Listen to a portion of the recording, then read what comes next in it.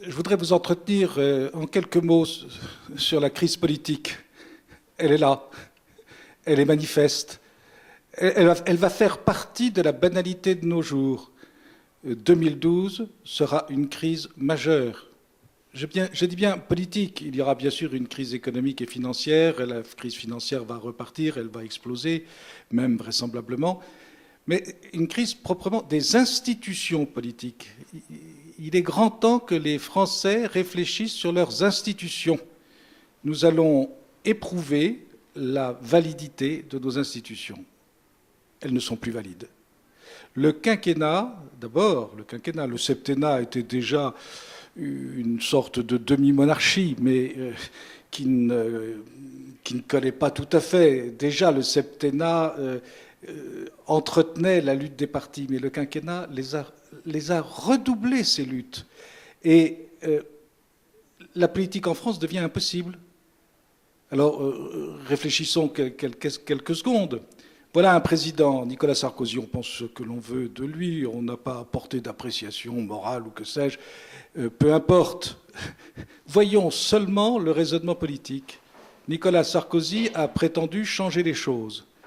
Et au fur et à mesure qu'il a fait des réformes dont on peut penser ce que l'on veut, des réformes qui ne sont, à vrai dire, que des quarts ou des tiers de réformes, eh bien son pouvoir est usé. Il est tellement usé qu'il est complètement décrédibilisé. Alors on dira c'est la manière de faire, mais n'importe quel autre dans la même situation aurait été contraint au même comportement, même si lui, par son caractère, son tempérament, apporte quelque chose de plus dans cette affaire. Voyons le problème dans son fond. Il a voulu faire quelques réformes, il est là à présenter son bilan, ses ministres présentent son bilan, et ce n'est pas ça qui va le crédibiliser auprès des Français. Alors, derrière lui, eh bien, il y a Fillon, il y a Copé, il y a Bertrand, enfin bref, tout ce que vous savez, toutes ces choses sont d'une banalité extrême, et tout le monde sait que ce monde-là ne pense qu'à quoi?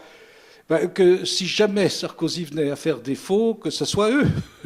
Et si ce n'est eux pour cette fois-ci, ça sera eux pour 2017. Si on perd la partie, si la droite perd la partie, si on perd la partie, disent-ils dans leur cœur, en 2012, eh bien on la gagnera en 2017. Mais attendez, et alors les réformes qui devaient s'inscrire dans la durée? Mais comment ne réfléchit-on pas à cela? On ne peut pas faire autrement, dit-on. Si, on peut faire autrement. Le quinquennat est une absurdité. On ne fait pas une monarchie élective de 5 ans. Ça n'existe pas. Ça marche aux États-Unis. Ça marche aux États-Unis parce que les États-Unis sont les États-Unis. Et encore, ça ne marche pas très bien, comme on le sait, à l'heure actuelle particulièrement. Malgré tout, le président est un pouvoir arbitral. Ce n'est pas le cas en France. En France, ce n'est plus que la lutte des partis. Et c'est d'une gravité extrême. Regardez ce qui se passe à gauche. Enfin, qu'est-ce que c'est que ces ridicules primaires? Alors, on est là, on attend de savoir, là, dans un mois, M. Strauss-Kahn va peut-être se décider en fonction de quoi? En fonction de son intérêt ou en fonction des intérêts de la France? En fonction du FMI? En fonction de la crise financière? Ou en fonction du besoin et de l'appel des Français? Alors, il y a un véritable complot incontestable en faveur de Strauss-Kahn. On veut que, du moins, Sarkozy succède à Strauss-Kahn, parce que dans le fond, ça sera d'une certaine manière la continuité de l'argent. Mais est-ce que c'est intéressant vraiment? Franchement. Alors, regardez ces ridicules primaires. Hollande. Ah ben Hollande, bravo, il a très bien joué. Mais enfin, François Hollande, on le connaît, l'ancien compagnon de Ségolène Royal. Et qu'est-ce qu'il a fait? Quelle a été l'astuce de son affaire? Uniquement de partir au bon moment pour essayer de damer le pion à Martine, à Ségolène et à Dominique. Voilà. C'est cela, la politique française. Alors ensuite, on parle ce ridicule projet socialiste, programme socialiste, sur lequel tous les candidats seraient d'accord. Mais évidemment, il ne tient pas la route. C'est du 81 revisité, pas plus.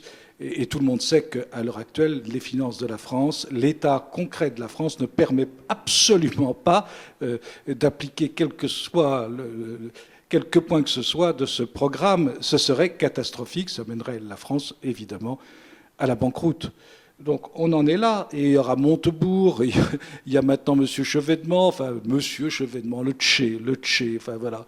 Et alors il va se présenter parce qu'il se croit une mission, le miraculé de la République. C'est absurde. Comment se fait-il qu'il n'y ait pas, au plus haut niveau de l'État, parmi les hauts fonctionnaires, parmi les hommes politiques sérieux, il y en a quand même quelques-uns, j'imagine, parmi les députés, parmi les sénateurs, parmi les hommes qui s'intéressent à la chose publique, il n'y en a pas un, deux, trois qui réfléchissent. Comme Gerson au temps de Jeanne d'Arc, comme Alain Chartier, secrétaire du roi au temps de Jeanne d'Arc, qui était là et qui voyait bien qu'il y avait une solution autre que cette lutte des partis indéfinie. Le quinquennat, c'est la lutte des partis. Et les législatives qui vont suivre aggraveront le problème. Alors vous me direz, vous ne parlez pas de Marine Le Pen. Ben oui, Marine Le Pen, elle apparaît. Elle apparaît comme l'outsider dans un premier temps, et donc toutes les faveurs vont vers elle. Il ne faut pas se duper. À l'heure actuelle, elle est à 29%. Et donc c'est une des raisons pour lesquelles on presse Dominique Strauss-Kahn d'arriver. Car elle serait capable de... En tous les cas, elle sera sûrement au second tour, et elle serait capable, en tous les cas, d'écarter complètement et définitivement Nicolas Sarkozy. L'UMP est sur le point de se fracturer. Il y a là un vrai problème, y compris pour les partis politiques. Ils devraient réfléchir. Et Marine Le Pen, qu'est-ce que c'est? Alors on a dit c'est un vote d'adhésion. Je ne le crois pas. Je pense que profondément, Marine Le Pen, c'est un vote de, comme on dit maintenant, de protestation. Ce mot est ridicule, comme tous les mots qu'invente la République. Et surtout les commentateurs de la République. Ce sont des mots ridicules. Les Français ne sont pas représentés. Ils ne sont plus représentés, ni au niveau de l'État, ni au niveau des représentations, qu'elles soient politiques, qu'elles soient professionnelles, qu'elles soient syndicales. Les Français ne sont plus représentés. Et qu'est-ce que c'est que le vote Le Pen? Le vote Le Pen, c'est une manière pour les ouvriers, pour les petits commerçants, pour les commerçants, pour les chefs d'entreprise, de dire quoi? De dire, j'emploierai que le mot zut. Voilà, le mot zut. Ce qu'ils ne savent pas, c'est qu'il faut dire zut à un régime. La France sera sauvée le jour où elle sera capable de dire zut à un régime. La crise financière, eh bien, elle est là. Elle aussi, elle est manifeste. Et pourtant, tout est fait pour la camoufler. On fait comme si on va pouvoir s'en sortir. Certes, la crise économique pourrait, d'une certaine manière, être dépassée. Il pourrait même y avoir un redémarrage, au moins dans certains secteurs. Les économies pourraient aller mieux, mais la crise financière, elle est là, et maintenant c'est une crise financière d'État. Les États, comme les banques, en Europe particulièrement, mais c'est vrai aux États-Unis, se tiennent. C'est à savoir qui va tomber le premier. Et par conséquent, les intérêts sont considérables, mais considérables. Et c'est la raison du silence des autorités, que ce soit les autorités bancaires, que ce soit les autorités publiques. Tout le monde se tait, et de temps en temps, il y a quelqu'un qui parle, c'est rarissime. Alors, de temps en temps, il y a Florence Stalion, il y a tel ou tel autre qui expriment leurs sentiments et qui expliquent cette chose tout à fait simple, c'est qu'en voulant sauver la finance, on s'est davantage perdu. On a rendu le problème à chaque fois plus impossible parce que les sommes ne font qu'augmenter. Alors, ben voilà, le Portugal, aujourd'hui, c'est le Portugal. Je vous fais remarquer que ça fait à peu près un an que je donne des petites conférences vidéo ou que j'écris dans Politique Magazine, et puis que j'écris cela, le Portugal. Eh bien, le Portugal, voilà, on en est là. Il a fallu qu'un gouvernement portugais démissionne. Vous vous rendez compte? Est-ce que nous nous rendons compte? Il a fallu qu'un gouvernement socialiste portugais démissionne, M. Socrates, pour obtenir du FMI et de l'Union européenne une aide qui est maintenant évaluée à 78 milliards et qui sera déjà, on le sait, d'avance insuffisante. 78 milliards. Et donc,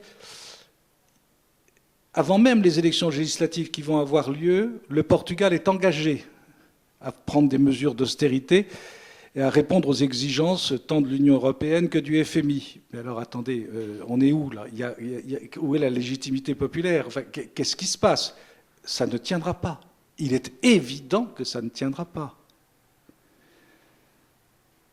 Alors, à côté du Portugal, il y a toujours la Grèce. La Grèce, elle est en faillite, elle est en banqueroute. Bon, on ne veut pas le dire. 110 milliards. Je rappelle que Mme Lagarde, il y a encore 3 mois, écrivait dans le Figaro Saumon, enfin disait dans une conférence qui était reproduite dans le Figaro Saumon, que le prêt fait à la Grèce était un prêt très intéressant parce que d'abord le taux d'intérêt était intéressant pour la France, et évidemment les intérêts seraient payés, mais qu'en plus il y avait le capital, et que le capital constituait un actif extrêmement intéressant pour la France. On nous prend pour qui? C'est vraiment la méthode Coué. 110 milliards. Or, tout le monde sait que la Grèce a besoin, avant la fin de cette année, de 340 milliards. Donc les 110 milliards, c'est rien, c'est le tiers de ce qu'il faudrait, et par conséquent, c'est insuffisant. Les Grecs, eux, ils ont compris, ils commencent à cultiver des carottes, des pommes de terre, et avoir des poulaillers dans leur jardin. Ils savent qu'un jour ou l'autre, la banqueroute est là. Elle est évidente. Et on fait comme si ça devait continuer. Il y a l'Irlande. Alors l'Irlande, 95 milliards. Alors l'affaire d'Irlande n'est pas tout à fait la même que la Grèce, bien sûr. Enfin, il s'agit toujours d'une affaire bancaire, en fait, par derrière. Bien sûr que l'État grec a été, grâce à l'Europe, complètement dispendieux et a triché. Mais l'État irlandais, d'une certaine manière, il a triché un peu de la même façon. Il renfloue ses banques. Ce sont les banques. Et l'argent qui est prêté par l'Europe, par le fonds de soutien européen, c'est-à-dire essentiellement par l'Allemagne, la France, etc., et l'Angleterre, etc., ce fonds de soutien n'est fait que pour renflouer les banques. Il faut bien le comprendre. L'État irlandais renfloue les banques. Et pourquoi renfloue-t-il les banques? Eh bien, tout simplement parce que, et c'est la raison pour laquelle les Allemands ont concédé ce renflouement, c'est parce que les dettes sont détenues, les dettes des banques sont détenues par des créanciers. Et les créanciers, c'est essentiellement l'Allemagne, l'Angleterre, la France, les banques. Et à partir du moment où les fonds ne correspondraient plus à rien, eh bien, il faudrait mettre néant dans les postes qui sont en principe des postes actifs. C'est une quadrature du cercle. Tout le monde tient tout le monde. Si on ne garantit plus les dettes des banques irlandaises, ce sont les banques allemandes qui elles-mêmes se trouvent en défaut. Et c'est la raison pour laquelle Angela Merkel a cédé aux pressions de Sarkozy, déjà en 2010, en mai 2010, au moment où tout le système financier européen a failli s'effondrer. Elle a continué à marcher, mais vous avez remarqué, les Allemands, ils prennent de plus en plus de recul. Nous ne savons pas, nous les Français, à quel point l'Allemagne est en ce moment littéralement révoltée par ce qui se passe dans la zone euro. Et somme toute, ils ont raison. Ce n'est pas pour rien que Axel Weber, qui aurait dû prendre la succession de Jean-Claude Trichet à la Banque centrale européenne, a donné sa démission. Et maintenant, il a retrouvé sa liberté de parole. Et il explique que la zone euro ne tiendra pas. Il a retrouvé sa liberté de parole en tant que banquier allemand, qui a été longtemps le président de la Banque centrale allemande. C'est un événement considérable. Alors, Sarkozy a traité avec Berlusconi la succession d'un Italien à la tête de la BCE, Mario Draghi. Mais attendez, les Allemands, ils n'en veulent pas. Mais Angela Merkel aura beau jouer, ça ne marchera pas.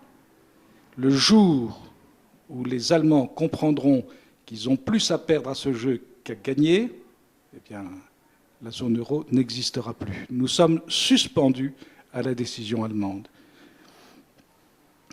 S'il n'y avait encore que la zone euro, s'il n'y avait encore que l'Angleterre, et encore l'Angleterre, elle a un gouvernement qui a décidé de sauver l'Angleterre. Et en plus de ça, ils ont une monarchie, c'est-à-dire qu'ils ont un symbole vivant de leur continuité anglaise. Nous n'avons même plus ça, nous les pays latins. Nous avons abandonné nos monarchies, ou pratiquement. Et la monarchie espagnole n'est pas assez forte, malheureusement. Alors il y a les États-Unis. Ben, les États-Unis sont dans une situation également tragique. 14 400 milliards de dollars de dette publique, avec un déficit annuel qui s'aggrave.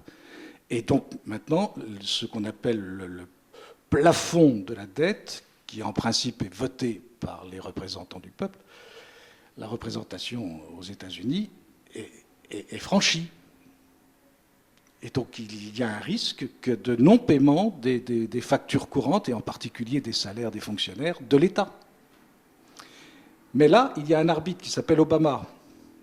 Et je pense que la mort de Ben Laden n'est pas étrangère à ce problème-là. Il fallait que Obama restaure sa légitimité de chef de l'État, obtienne l'adhésion des républicains et puisse remplir son rôle d'arbitre, car le président des États-Unis est un arbitre malgré tout, même si c'est un homme de parti, même s'il s'appelle Obama. Et donc essayer de restaurer sur l'idée d'union nationale une légitimité qui fasse que la Chambre des représentants vote ce qu'il demande, c'est-à-dire un dépassement, encore une fois de plus, du plafond de la dette. Mais ça sera, et Obama est prêt à céder là-dessus parce qu'il sait que c'est absolument nécessaire, ça sera au prix de la rigueur, évidemment. Voilà où on en est. Mais la dette américaine également, elle va peser dans les discussions internationales. Et derrière, et par derrière, il y a la guerre des monnaies, hein, le dollar qui ne cesse de fléchir, car les Américains règlent leurs problèmes de dette en émettant du dollar. Les Chinois ne sont pas décidés à se laisser faire par les Américains, comme on le sait.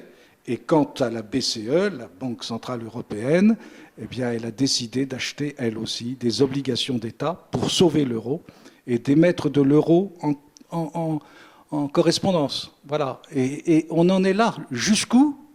Je crois que la catastrophe est inéluctable. Il y a le mur de la dette. Ce mur de la dette cumulé, c'est-à-dire l'ensemble des dettes cumulées pour la zone euro. 3 600 milliards d'ici fin 2012 à refinancer, ce n'est pas finançable. On ne trouvera pas sur les marchés. C'est impossible. Donc il faudra trouver une solution. Laquelle? Je doute que les banquiers et que les hommes politiques soient en état à l'heure actuelle d'en trouver une, mais faisons confiance aux nations et aux États, si elles retrouvent leur vigueur, d'en trouver. Il faudra de toute façon le faire. Les Allemands sont bien décidés à le faire, et l'Angleterre également. Mais l'Angleterre a sa monnaie. Mais la France va entrer dans la crise institutionnelle du quinquennat en même temps qu'elle va subir de plein fouet la crise financière. 1 600 milliards d'euros de dettes publiques, sans compter les autres innombrables dettes de tous les établissements parapublics et de toutes les banques, de tous les grands établissements d'État, la SNCF et que sais-je, et Areva. C'est impossible, mathématiquement. Le retour des nations, c'est un grand sujet. Nous sommes à l'heure de la mondialisation, c'est incontestable, c'est un fait, la mondialisation est un fait. Ce n'est pas forcément un fait qui est bon par nature.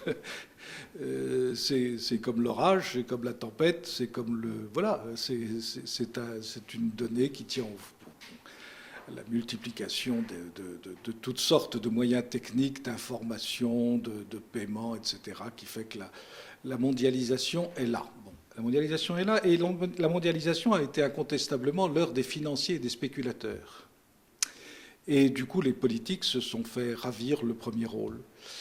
Et dans le fond, ils n'ont été là que pour résoudre les problèmes que posait la spéculation. Et d'ailleurs, ils l'ont très mal résolu, en dépit du G8, du G9, du G10, du G20, du G14, tout ce que vous voudrez.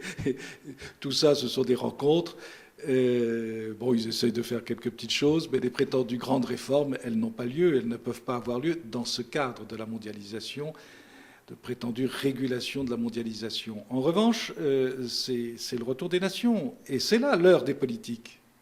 Si les politiques voulaient bien réfléchir, les politiques français, sont-ils capables de réfléchir? Dans le cadre actuel de nos institutions, je crains que non, même s'ils ont leur capacité personnelle d'intelligence, de discernement, que sais-je, et même de volonté, le prétendu volontarisme. Encore faut-il comprendre ce que c'est que ce retour des nations. Ce n'est plus l'heure des banquiers, ce n'est plus l'heure des financiers, C'est l'heure des politiques, mais des vrais politiques. L'Allemagne, elle a su garder une ligne politique. Le chancelier Kohl, il a joué extrêmement habilement de l'Europe et de son amitié avec François Mitterrand. Il était le digne successeur d'Adenauer. L'Allemagne ne visait que sa réunification, c'était même inscrit dans sa loi fondamentale. Kohl a tout parié sur la réunification allemande, elle est faite. À l'heure d'aujourd'hui, elle est faite. Et il l'a fait payer à l'Europe d'une certaine manière, à l'Allemagne de l'Ouest incontestablement, mais à l'Europe aussi, souvenez-vous-en. Un mark Est vaut un mark Ouest. Ça, c'est de la politique. C'est le contraire des banquiers. Ça coûte cher, mais ça se fait. Et c'est un projet, c'est une volonté, c'est une intelligence. Alors l'Allemagne est malade de sa démographie, malade de beaucoup de choses. Mais l'Allemagne a une continuité malgré tout dans sa politique nationale. Elle se fait à l'Europe, mais elle se défra de l'Europe tout aussi bien. L'Europe a servi à sa politique nationale. Et maintenant, elle s'entend avec la Russie, elle a reconstitué la Mitteleuropa, elle sait ce qu'elle fait. Ce qui ne l'empêche pas d'avoir un énorme problème de civilisation et un non moins énorme problème de démographie. Mais l'Angleterre, elle est toujours là.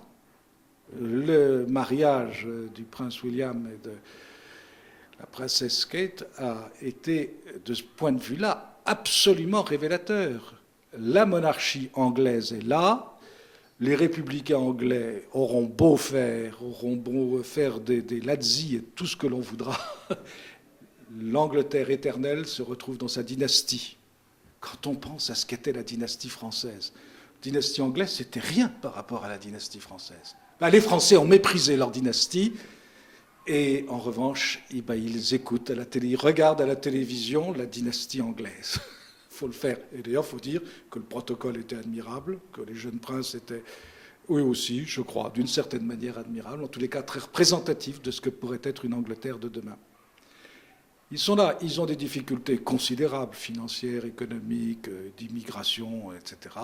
Tout ce que l'on veut. Mais l'Angleterre a un projet. Et ce projet est un projet national. Et on le voit bien avec Cameron. L'Irlande. L'Irlande, elle est obligée maintenant, devant la catastrophe financière, d'essayer de résoudre son problème, mais elle a bien décidé de ne pas répondre aux diktats européens. Elle gardera sa ligne de conduite. L'Irlande, elle est d'abord et fondamentalement irlandaise. Quand elle fait appel à l'Europe, c'est uniquement pour renflouer ses banques. C'est pour l'intérêt qu'elle y trouve. Elle n'a jamais trouvé dans l'Europe que son intérêt. Elle résoudra son problème. Elle est nationaliste. La Pologne, pareillement. La Pologne ne se laissera pas dicter sa loi par on ne sait quelle commission européenne ou on ne sait quel parlement européen. Les Polonais sont catholiques, ils croient au destin de leur Pologne.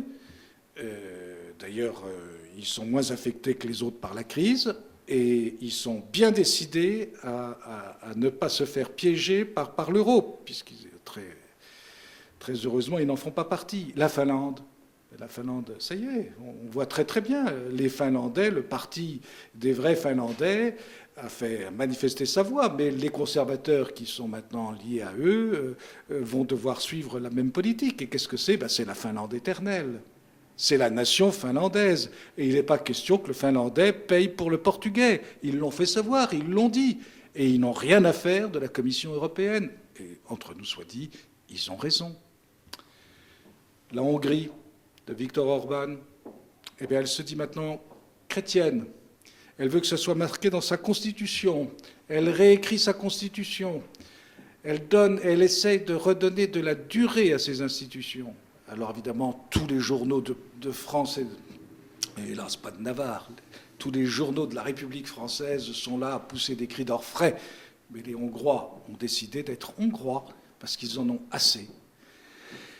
Et ça se comprend. Il faut faire attention. À jouer la mondialisation perpétuellement, à jouer le multiculturalisme, mais les peuples vont se révolter. Alors qu'est-ce que l'on veut ? Que le monde soit dirigé par des banquiers ou que le monde soit dirigé par des hommes politiques sages. Sinon, les hommes politiques ne deviendront plus sages. On a connu ça. La Suisse. La Suisse, elle est toujours la Suisse.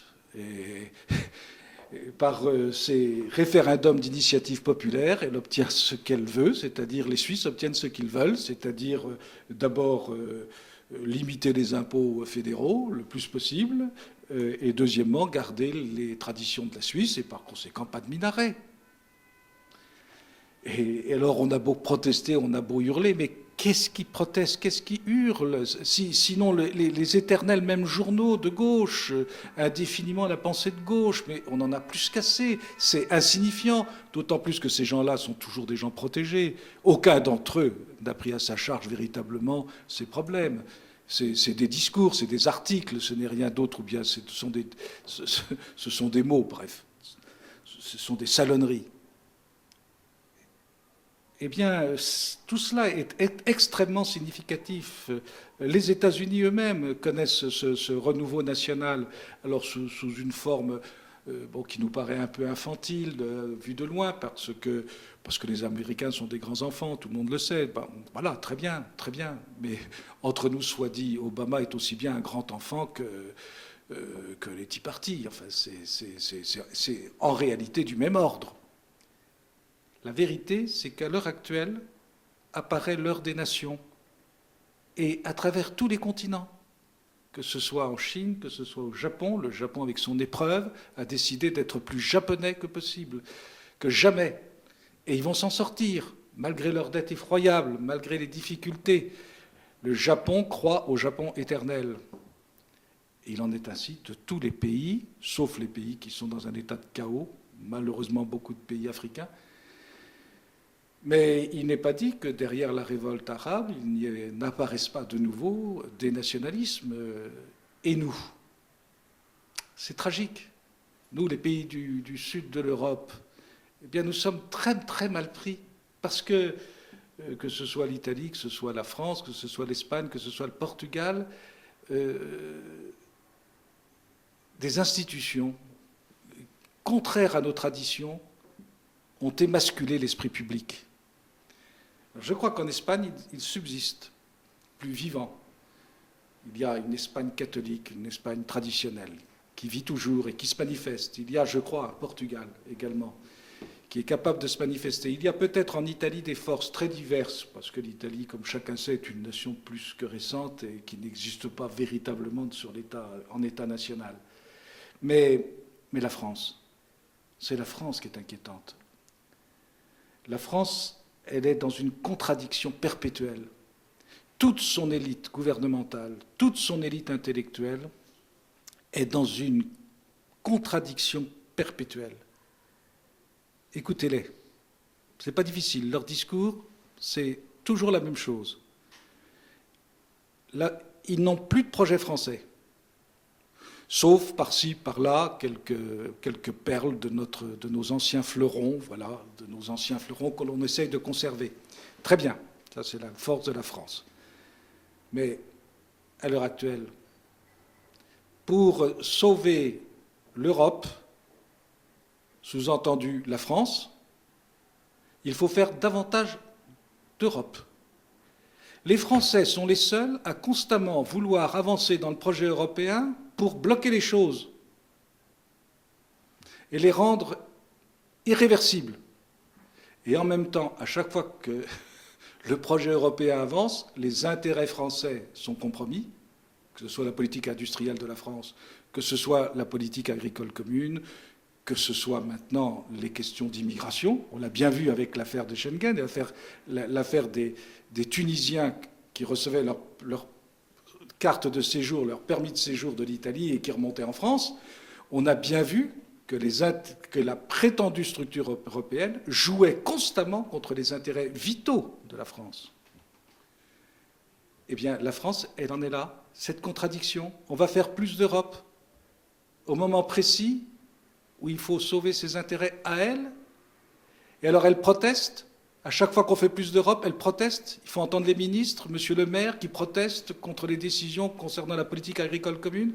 Mais enfin, c'est quoi? Cette contradiction perpétuelle, l'Europe va leur échapper, elle leur échappe déjà. C'est dramatique. La France devrait retrouver son ensemble, son projet, et puis l'Europe, on verra après, l'Europe. Et je crois que nous sommes dans un piège, que ce piège va apparaître de plus en plus cruel au cours de l'année 2012, et qu'ensuite il se posera des questions qui seront des questions de vie et de mort. Ce serait dommage qu'en France, il n'y ait pas des politiques, il y a eu autrefois au XVIe siècle un parti des politiques, qu'il n'y ait pas des politiques pour reprendre l'idée nationale française qui, il faudra bien y venir un jour, ne peut être qu'une idée royale.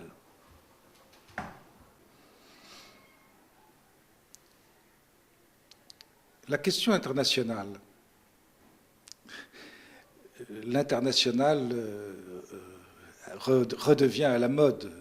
Tous les Français au Café du Commerce font de la politique internationale. On prend parti pour, contre les interventions françaises, les interventions américaines, les interventions britanniques, etc. On fait comme si, dans la grande presse, il existait une communauté internationale. Ce qu'il y a de très curieux, c'est que quand on parle de l'ONU, en réalité, jamais les discordances n'ont été plus grandes au sein même du Conseil de sécurité. On voit bien que ni la Chine ni la Russie, maintenant, ne suivent les directions que voudrait imprimer l'Amérique au monde. Et ne parlons pas des pays arabes, ne parlons pas des pays africains. D'ailleurs, c'est très très bien senti lors des interventions américaines au Moyen-Orient. Il y a une réticence de la dite communauté internationale à des décisions qui sont prises en fait unilatéralement. Donc il y a une tricherie. Et il ne faut surtout pas être dupe de cette tricherie. C'est le propre de la diplomatie, d'une certaine manière.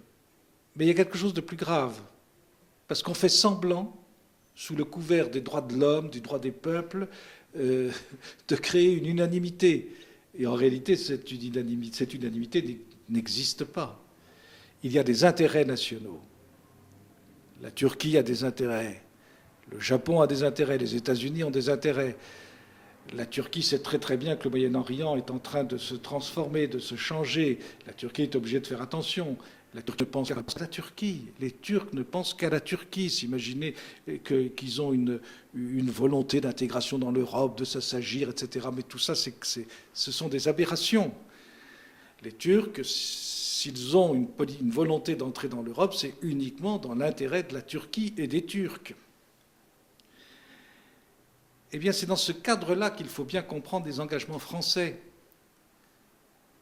Un engagement français en international doit être maintenant pris extrêmement au sérieux. Alors, je ne vais pas entrer dans les discussions de salon, ou les discussions de Café du Commerce, ou les discussions du Quai d'Orsay, des choses très intéressantes. Peut-être, j'essaye d'aller à l'essentiel. La France est un pays en guerre aujourd'hui. Elle est engagée en Afghanistan. Et même la mort de Ben Laden, qui est incontestablement une victoire sur le terrorisme, c'est quand même un grand symbole, ne va pas changer profondément la donne. Cependant, la mort de Ben Laden va certainement modifier la politique américaine. Nous sommes mis à la remorque de la politique américaine. Est-ce que nous avons une politique française? Or, il est certain que l'intervention française a toujours un caractère particulier. Les Américains, d'ailleurs, le savent. Les soldats français sont reconnus pour leur qualité, leur façon de faire, qui vient d'une longue tradition d'acclimatation au pays, aux populations. Mais c'est extrêmement difficile dans ces peuples moyen-orientaux. C'est encore plus difficile que ce n'était jadis en Algérie, au Maroc ou en Tunisie. Nous sommes engagés également en Afrique, on l'a bien vu avec la Côte d'Ivoire, avec la force licorne. Et incontestablement, si les Français n'avaient pas été là, Gbagbo serait toujours là. Ça a été dit, il faut le dire, il faut quand même être réaliste. Est-ce que nous avons bien fait? On peut discuter. Il y a là un vrai problème de fond. On a chanté la décolonisation, mais la décolonisation a été en réalité concrètement catastrophique, il est permis de le dire. Ça ne veut pas dire pour ça qu'il fallait continuer la colonisation, mais telle qu'elle s'est faite, la décolonisation a été catastrophique pour la majorité des pays d'Afrique. Et d'ailleurs, les Africains honnêtes sont les premiers à le reconnaître. Nous pourrions avoir une politique en Afrique. Mais les grands discours à la Mitterrand et même les grands discours de Dakar à la Sarkozy, ça ne va pas. C'est pas comme ça d'ailleurs que les Africains conçoivent la France. Ce n'est pas comme ça qu'ils la voient. Et je suis pour ma part absolument convaincu que des drames qui se sont passés en Afrique auraient pu être résolus autrement si nous avions eu des gouvernements français installés dans la durée et qui soient capables de comprendre ce qu'est une politique internationale française. Il n'y en a pas. La vérité, c'est qu'il n'y en a pas et que les vrais diplomates, d'ailleurs, le savent pertinemment. Il n'y a que de la politique intérieure, de prise de pouvoir. Et ensuite, les choix diplomatiques sont en fonction de l'intérêt du moment, en fonction de l'humeur. On a vraiment trop l'impression que l'affaire libyenne a été engagée sur un coup d'humeur. Il est navrant de penser que Bernard-Henri Lévy soit derrière cette affaire. Alors, est-ce qu'il fallait intervenir ou pas intervenir? Là, qu'on me permette, avec toute la réserve qui est due dans ces matières-là, parce qu'on en est difficilement juge, que précisément, il faut garder son sang-froid. Il aurait pu être intéressant, il pourrait être intéressant, il sera peut-être intéressant demain de toucher les fruits d'une intervention. Mais il faut bien se rendre compte que cette intervention faite prétendument dans le cadre de l'ONU, concrètement, ça se termine par la France et l'Angleterre. Les États-Unis se retirent. Bon, l'Italie demande une participation parce qu'elle cherche son intérêt, mais ça s'arrête là. Les États européens, l'Allemagne n'a pas marché. Les États européens n'ont fait que semblant de marcher. Concrètement, c'est la France. C'est la France qui assure les bombardements. Alors on dit qu'on fait la guerre uniquement par bombardement. Mais la question est de savoir si une victoire est au bout de missiles. Bon. Puis qu'est-ce que c'est que on a pris parti pour la Cyrénaïque contre la Tripolitaine. Bon, tout ça, tout le monde sait que ce sont des luttes de clans, tout cela se sait. Pas besoin de faire de longues conférences. Voilà. Il faudrait méditer. Alors réfléchissons 30 secondes. 2012, Sarkozy quitte le pouvoir. Qu'est-ce qui se passe? On change de diplomatie, on change de politique, on change l'intervention française, on se retire de partout, après avoir manifesté une volonté conquérante de réaffirmer la présence de la France dans le monde. C'est ridicule, nos institutions sont ridicules. Voilà le vrai problème. Je ne sais pas quel jugement il faut porter sur telle ou telle intervention. Ce que je sais, c'est que nos institutions sont ridicules. Et elles ne peuvent pas supporter ce genre d'engagement. Elles ne peuvent pas. Il faudrait de la continuité, il faudrait de la durée. Et puis j'ajoute, il faudrait surtout un tout petit peu de cohérence. À partir du moment où on prétend s'engager dans le monde, et je crois que la France a le devoir, le droit, le devoir de s'engager dans certaines circonstances, de façon réfléchie, il faut avoir l'outil de défense correspondant. Quand on n'en a que des unités aéronefs ou navales, bien vient un moment où c'est dramatique. Pas sûr que notre porte-avions dont on est si fier soit en état de s'engager indéfiniment. Qu'est-ce que l'on fait?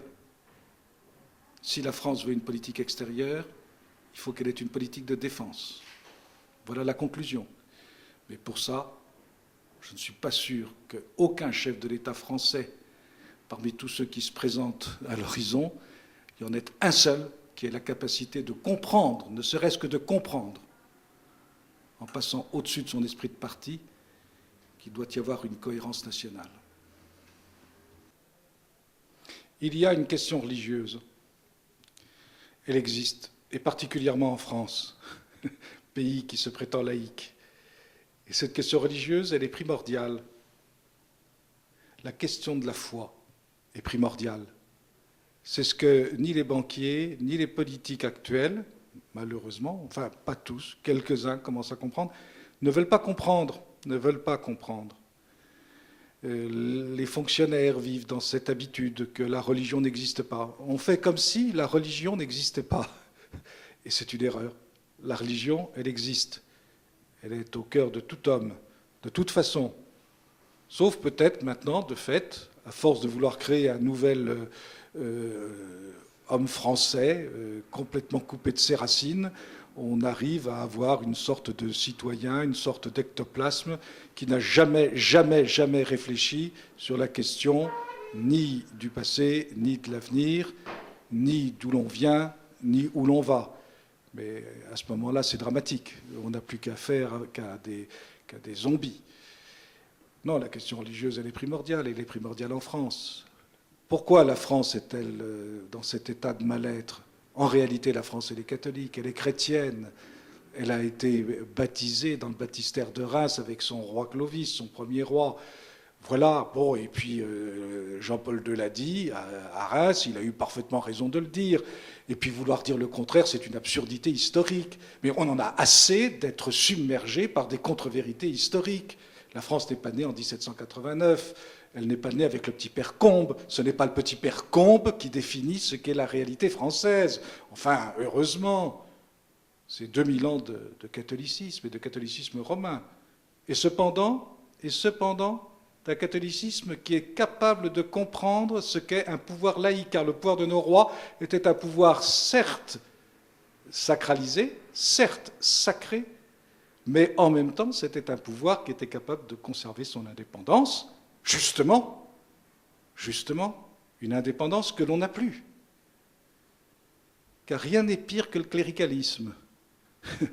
Rien n'est pire que le cléricalisme, et surtout le cléricalisme moderne.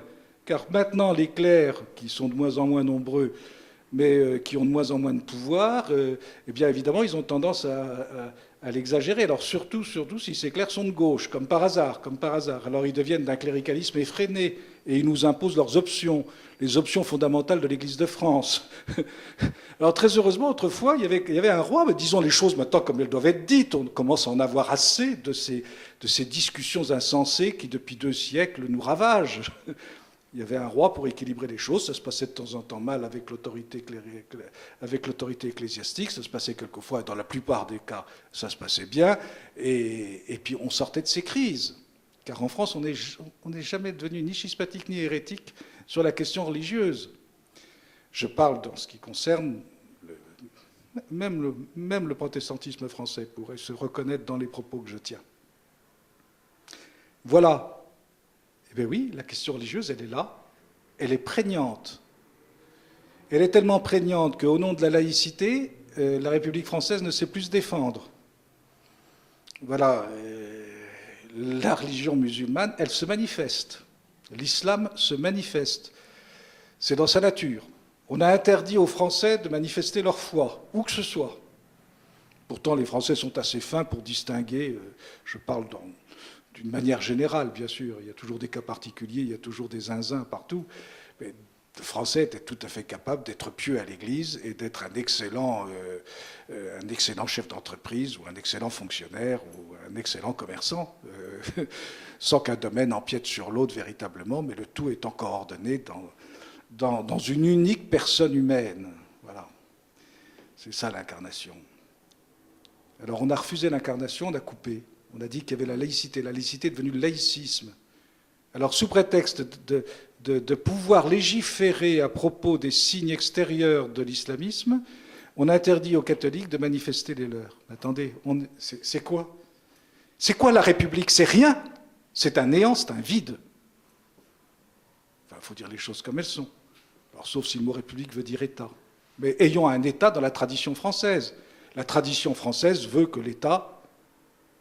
Eh bien, l'État, il est dans la tradition de l'État royal qui était catholique. Voilà.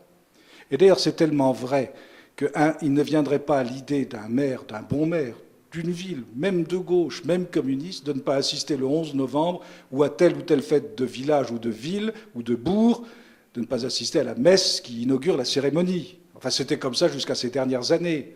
Et ensuite, on se rendait à la fête nationale qui suivait. C'est ça, l'ordre. Et c'est comme ça que ça peut vivre. On est en train de tout détruire au profit d'un petit cléricalisme de gauche, Alors que précisément, il y a un renouveau chrétien en France. Il y a comme dans le monde entier, comme dans la vieille Europe, il y a un renouveau chrétien, malgré toutes les apparences. Bien sûr, tous d'élite, tout fiche le camp. Les organes officiels, les commissions épiscopales, tous ces trucs-là qui n'ont jamais fonctionné, les actions catholiques prétendument, enfin bref. Tout ce que l'on sait, tout le monde comprend très bien ce que je veux dire. En réalité, il y a un renouveau et il y a un besoin extrêmement profond de vérité religieuse. Parce que la vérité, elle est d'abord et fondamentalement religieuse.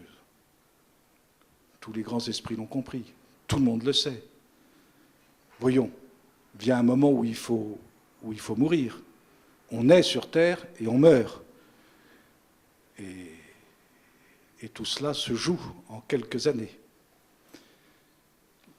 La France ne pourra se sortir de sa crise civilisationnelle que si elle est capable de résoudre également sa question religieuse.